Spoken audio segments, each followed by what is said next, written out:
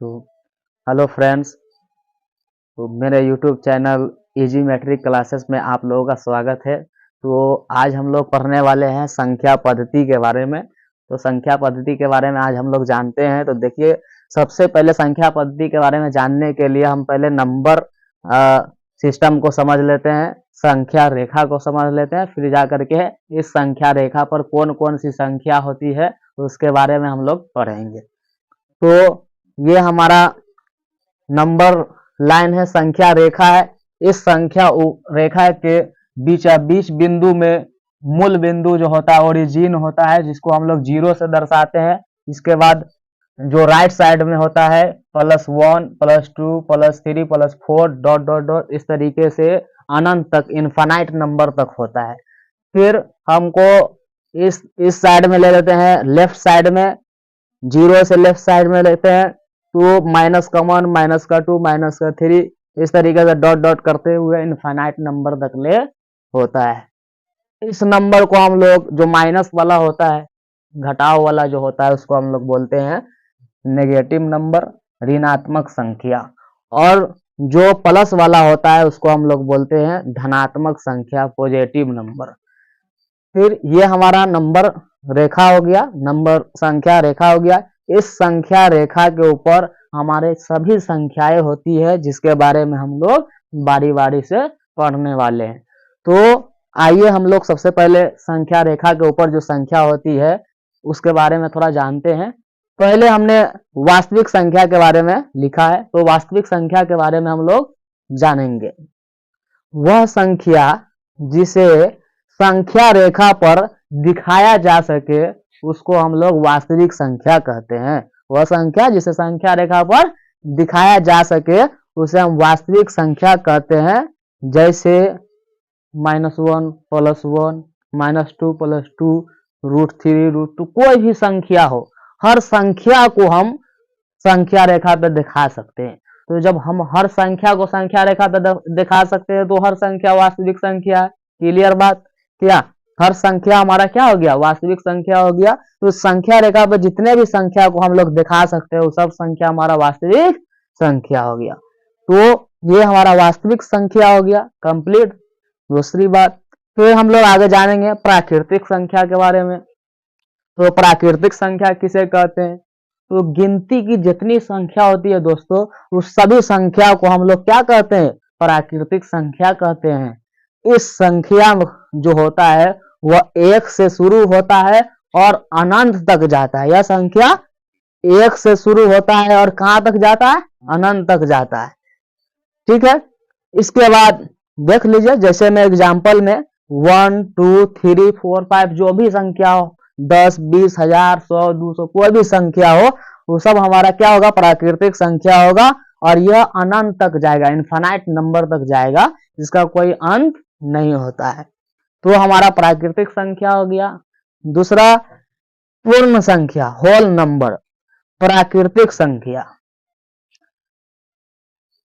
पूर्ण संख्या, whole number. प्राकृतिक संख्याओं के समूह में हम लोग 0 को सम्मिलित कर देते हैं, मिला देते हैं, तो ऐसी संख्या जो है हमारा जो है वो पूर्ण संख्या कहलाती। प्राकृतिक संख्याओं के समूह में 0 को मिला देने से जो संख्या बनती है उसी को हम लोग पूर्ण संख्या कहते हैं। ऐसे पहले प्राकृतिक संख्या हम लोग 1 2 3 4 डॉट डॉट डॉट इनफिनिट पढ़े थे, उसी संख्या में हम लोग क्या करेंगे? सिर्फ 0 को मिला देंगे, 0 को सम्मिलित कर देंगे, तो हमारा क्या हो गया?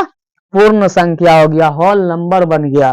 ठीक है दोस्तों। तो फिर अगला जो हमारा संख्या है उसका नाम है पूर्णांक संख्या, इंटीजर नंबर। तो संख्या रेखा की जो भी संख्या होती है, धनात्मक की हो, ऋणात्मक की हो, या वो 0 हो, 0 हो, वो सभी संख्या जो है वो हमारा पूर्णांक संख्या कहलाता है। धनात्मक की संख्या या ऋणात्मक की संख्या हो और या 0 हो, सभी संख्या हमारा क्या कहलाता है? ये पूर्णांक संख्या कहलाता है। तो इसके ऊपर हम लोग जो पूर्ण संख्या के बारे में पढ़े हैं, इसमें पूर्ण संख्या सिर्फ क्या होता है? धनात्मक ही होता है, 0 से लेकर के और पूरा धनात्मक। और पूर्णांक संख्या जो होता है उसमें हमारा धनात्मक और ऋणात्मक दोनों संख्या आता है। जैसे में हम लोग एग्जाम्पल में देखे हैं -5 -4 -3, इस तरीके से डॉट डॉट डॉट।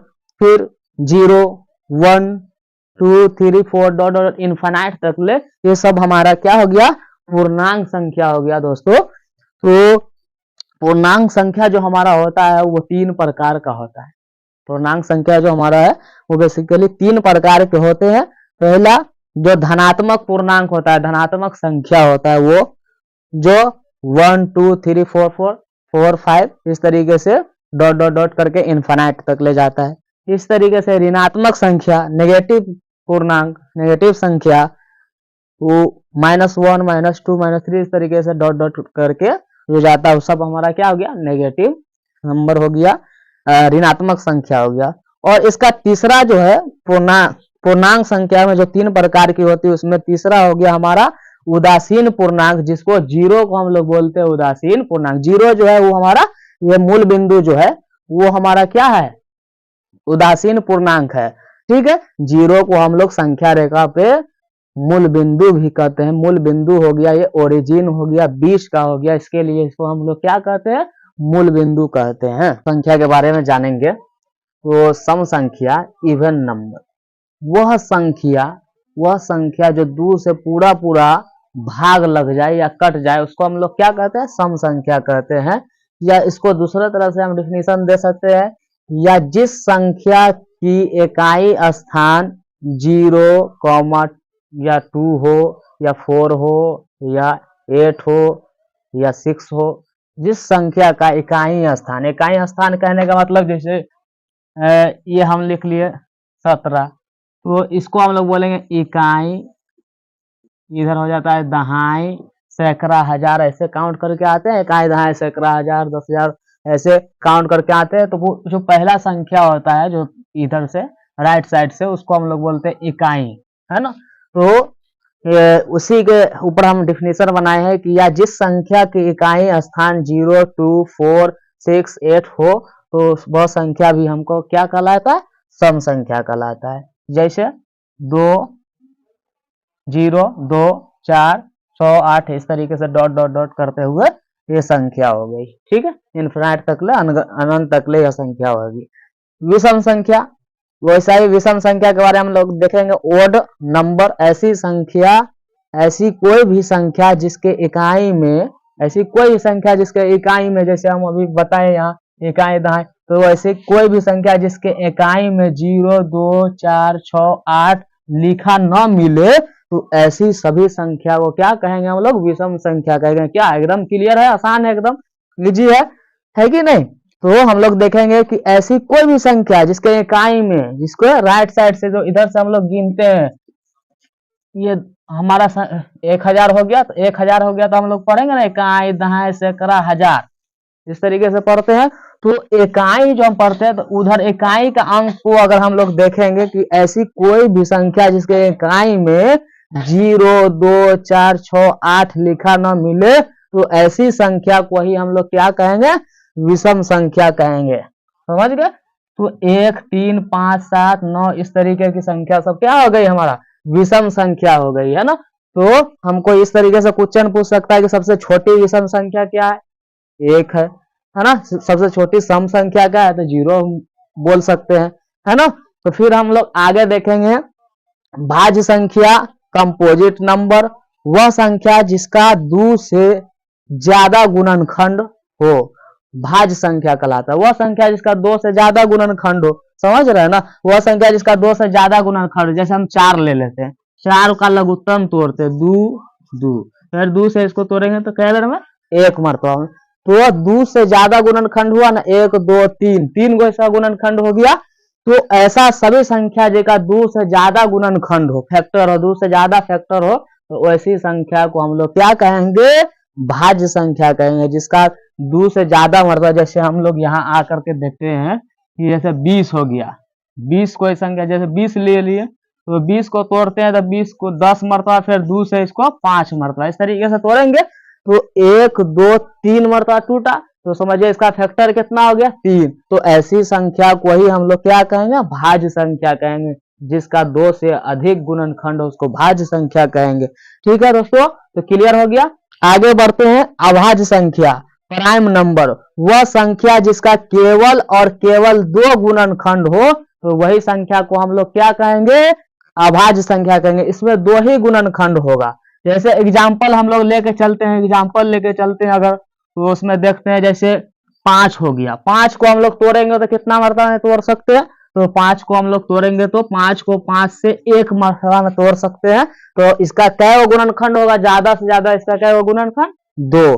तो ऐसी सभी संख्या अभाज्य संख्या कहलाएगी जिसका गुणनखंड ज्यादा से ज्यादा कितना होगा, 2 होगा। तो 2 को तोड़ेंगे ज्यादा से ज्यादा 2 गुणनखंड, 3 को तोड़ेंगे ज्यादा से ज्यादा 2 गुणनखंड, 5 को तोड़ेंगे ज्यादा से ज्यादा 2 गुणनखंड, है ना। तो जिसका हमारे पास 2 गुणनखंड होगा, केवल और केवल 2 गुणनखंड, 2 फैक्टर लघुत्तम तोड़ने के बाद केवल 2 ही मर्तबा में टूटेगा, तो ऐसी सभी संख्या को हम लोग क्या कहेंगे, अभाज्य संख्या कहेंगे। एकदम आसान है कि नहीं। देखिए आगे आते हैं। अब परिमेय संख्या, रूट के अंदर एकदम अलग डिफिनीशन, रूट के अंदर आने वाली वे सभी संख्या जो रूट के बाहर नहीं आ सकती, तो ऐसी सभी संख्या को छोड़कर बाकी जितनी संख्या बचती है वह सब संख्या क्या कहलाएगा, वो सब संख्या हमारा परिमेय संख्या कहलाएगा। तो ऐसी सभी संख्या जो रूट के अंदर जो रहता है वो रूट के बाहर नहीं आ पाएगी, तो ऐसी संख्या सबको छोड़कर बाकी सब संख्या जो रूट के बाहर निकल जाएगा, तो ऐसी संख्या सबको हम लोग क्या कहते हैं, परिमेय संख्या कहते हैं। समझ गया, क्लियर हो गया। ऐसी संख्या सबको क्या कहते हैं, परिमेय संख्या। ऐसी संख्या जो रूट के अंदर आने वाली वो सब संख्या जो रूट के बाहर नहीं आ सकता है, तो ऐसी संख्या सबको छोड़ करके जितना भी संख्या बचती है सब संख्या क्या होगा, परिमेय संख्या होगा। जैसे 2, 2.5, 54/59, 22/7, ये सब क्या होगा, परिमेय संख्या। 6 रूट के अंदर 16, रूट के अंदर 9, रूट के अंदर 4, etc सब संख्या क्या हो गया, परिमेय संख्या। तो आसान है बिल्कुल। और दूसरा डिफिनेशन इसका ये होता है कि वह संख्या जिसे p/q के रूप में लिखा जा सके, तो उसको हम क्या कहते हैं, परिमेय संख्या कहते हैं। तो छोड़िए, ये देखिए इसको एकदम आसानी से बच्चे के लिए एकदम आसान सबसे अच्छा ये है कि वह संख्या जो रूट के अंदर आने वाली वो सभी संख्या जो रूट के बाहर नहीं आ पाती है ना। तो ऐसी सभी संख्या को छोड़कर जो रूट के बाहर नहीं आ पाता, वैसे सभी संख्या को छोड़कर जो रूट के बाहर आ जाता है वो सब संख्या क्या होगा, परिमेय संख्या होगा। तो सबसे आसान है बच्चों के लिए, सबसे अच्छा यही है। तो फिर आगे देखते हैं अपरिमेय संख्या, रूट के अंदर आने वाली वे सभी संख्या जो रूट के बाहर नहीं आ सकती, रूट के अंदर आने वाली सभी संख्या जो रूट के बाहर नहीं आ सकती है, वैसी संख्या को ही हम लोग क्या कहते हैं, परिमेय संख्या, अपरिमेय संख्या कहते हैं। और ऐसी संख्या में कोई संख्या घट जाए, जुट जाए या भाग हो जाए या गुना हो जाए, फिर भी वह संख्या क्या होगा, अपरिमेय संख्या ही होगा। जैसे देखिए √2, √3, √5, ये सब अपरिमेय संख्या है। √7, अब देखिए √2 में 2 जुट गया तो क्या हुआ, फिर भी अपरिमेय संख्या। बोले अभी लिखे कि घट जाए, जुट जाए, भाग हो जाए या गुना हो जाए, फिर भी क्या होगा, अपरिमेय संख्या होगा। तो यहाँ हम जुट गया √2 में 2, अपरिमेय संख्या। यहाँ क्या हुआ, घट गया फिर भी अपरिमेय संख्या। यहाँ भाग हो गया फिर भी अपरिमेय संख्या। यहाँ गुना हो गया फिर भी क्या, अपरिमेय संख्या। तो बच्चों हम उम्मीद करते हैं आप लोग को अच्छा से समझ में आया होगा। तो यह बड़ा परिमेय, अपरिमेय, भाज्य, अभाज्य, ये सब संख्या हम लोग देखे। द्विक अभाज्य संख्या, ट्विन प्राइम नंबर, वह संख्या जिसमें 2 अभाज्य संख्या के बीच का अंतर 2 हो, तो ऐसी संख्या को हम लोग द्विक अभाज्य संख्या कहते हैं। वह संख्या जिसमें 2 अभाज्य संख्याओं के बीच का अंतर 2 हो, तो ऐसी संख्या को हम लोग क्या कहेंगे, द्विक अभाज्य संख्या कहेंगे। जैसे 3 और 5 दोनों के बीच का अंतर 2, तो ऐसा संख्या को कहेंगे द्विक अभाज्य संख्या। 29 और 31 दोनों के बीच का अंतर कितना हो गया, 2, तो यह भी हो गया द्विक अभाज्य संख्या। 17 और 19 ये दोनों को देखेंगे हम लोग, तो दोनों के बीच का अंतर कितना हो गया, 2, तो ऐसी संख्या सब क्या होती है, हमारा द्विक अभाज्य संख्या कहलाती है। इसके बाद एक संख्या हमारे पास है सहअभाज्य संख्या, बस हमारे लिए इतना ही पढ़ना है अभी। तो सहअभाज्य संख्या, तो को प्राइम नंबर, वह 2 संख्या जिसका HCF 1 हो लेकिन दोनों अभाज्य हो यह जरूरी नहीं है, तो ऐसी संख्या सहअभाज्य संख्या कहलाएगी, है ना। जैसे 5 और 9 को ले लेते हैं, तो यह अभाज्य संख्या है और यह भाज्य संख्या है। लेकिन ये दोनों का अगर हम HCF निकालते हैं, है ना, जैसे 5 को तोड़ते हैं तो 5 गुने 1, और 9 को तोड़ते हैं तो 3 गुने 3 गुने 1, तो दोनों में हमको कॉमन क्या आ गया, दोनों में कॉमन कौन सी आ गया, 1 सिर्फ आ रहा है, तो दोनों का HCF हमारे लिए क्या है, 1 है। जो दोनों में कॉमन आएगा वही HCF होगा, तो दोनों में कॉमन क्या है, 1 है, तो यह हमारा क्या हो गया, ऐसी संख्या को ही हम लोग क्या कहते हैं जिसका HCF 1 हो, लेकिन दोनों अभाज्य हो, यह जरूरी नहीं, तो ऐसी संख्या को हम लोग कहते हैं सअभाज्य संख्या। इसके बाद अगर दूसरा एग्जाम्पल ले लेते हैं, तो अगर 11 और 15 को लेते हैं, 11 और 15 ये दोनों क्या, ये अभाज्य संख्या, ये भाज्य संख्या है, और इसका अगर हम लोग HCF निकालते हैं तो 11 को तोड़ लेते हैं, पहले 11 को तोड़ेंगे तो 11 गुने 1, 15 को तोड़ेंगे तो 3 गुने 5 गुने 1 कर सकते हैं। तो दोनों में कॉमन क्या आ रहा है, दोनों का HCF क्या हो रहा है, तो दोनों में कॉमन आ रहा है 1, तो इसके लिए इसको हम सअभाज्य संख्या कहेंगे, ऐसा संख्या जिसका HCF 1 हो, लेकिन दोनों अभाज्य हो, ये जरूरी नहीं है, एगो भाज्य भी हो सकता है, एगो अभाज्य भी हो सकता है, तो ऐसी संख्या को हम लोग कहते हैं सअभाज्य संख्या। तो आप लोग समझ गए होंगे, हमारा उम्मीद है, तो आप लोग समझ होंगे। Thank you. तो आज के लिए धन्यवाद। फिर हम लोग अगले वीडियो में मिलेंगे, जिसमें संख्या पद्धति में जो क्लास 9th है उसका प्रश्नावली 1.1 से ले 1.1 में चलेंगे,